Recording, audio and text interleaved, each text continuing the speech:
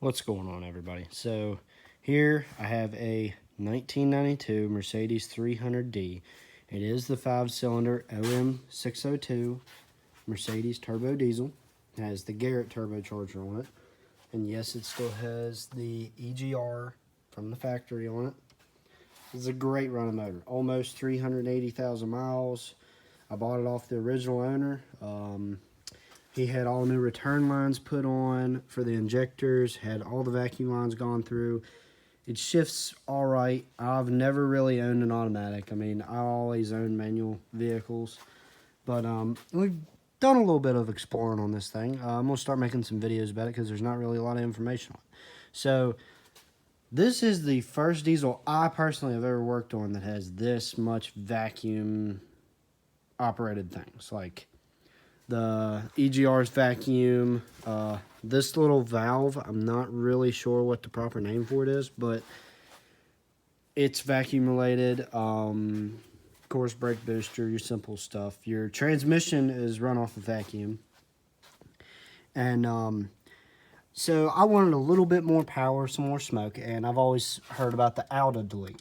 And here, if I can find it, my Alda stock one. So I had this thing on top. This is an Alda. This is what everyone calls it, to adjust your fuel. But it sits on top back there about where the little shiny thing is sticking up. So it sits on it, threads down in it, and you can either, it's usually adjusted probably right there from the factory, and you can turn it down a couple turns, but you don't want to turn it too tight. As you could see, the old owner or someone cranked on this one pretty hard, and it busted the O-ring. Yeah, right there, I done pulled the O-ring out. So it busted it, or it just decayed from overtime. I mean, it is a 92.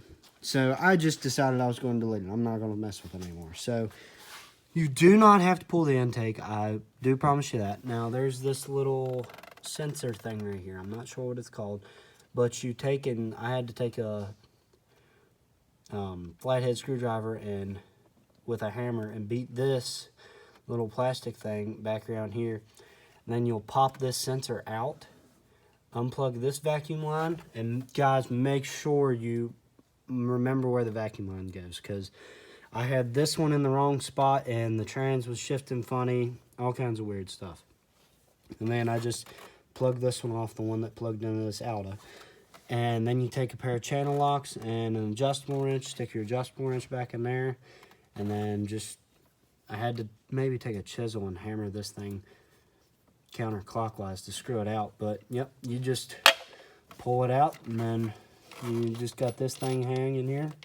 And I'm going to end up getting a cap for it, yes, but right now I think it'll be okay. And plugged all my vacuum lines back in, and I did have to take number 4 injector line right here. I had to take it off and pick it up out of the way so I could get the Alda out, but you do not have to pull the intake. I don't care what anybody says. You just have to mess with it a little bit. But hopefully we'll get a hold of Diesel Macon and do an om602 upgraded elements in this pump.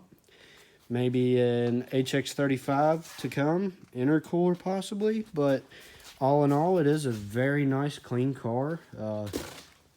Hopefully going to do bags and wheels on it, but we'll see how everything goes.